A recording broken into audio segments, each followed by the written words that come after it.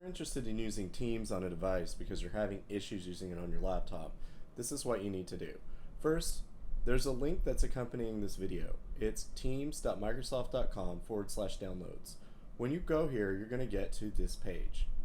What you want to do is you just want to scroll down to the bottom, and then you can choose your operating system. So if you have an iPhone or an iPad, you click this. If you have an Android phone, you click this. And if you're working on a Surface or Windows machine, you can click one of these. More than likely, you're going to click the 64-bit. And if you're one of the 1% of computer users in the world, like myself, you can click Linux. It does work really well in Linux. I was surprised. There's a few things that you should know about using it on the mobile platform. First off, you're going to have to play around with your individual device to see if you can get the camera to work. The video streaming does not work on every device, and it is very hard to figure out what the limitations are. If you do not see the video option when you hit the call button, it probably doesn't work.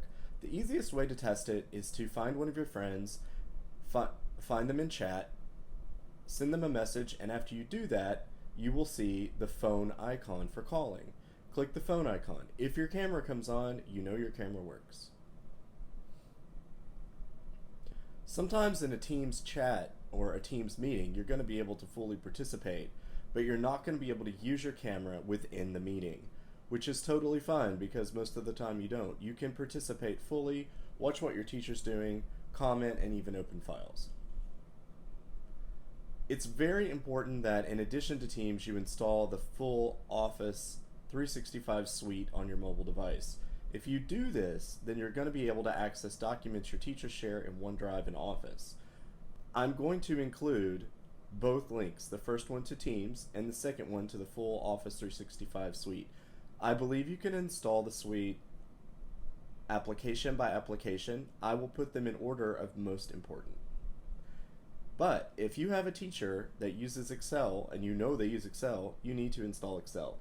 If you have a teacher that uses a lot of PowerPoint, you need to install PowerPoint. Please don't try to install these during class time, as it will be very time consuming for you and very slow.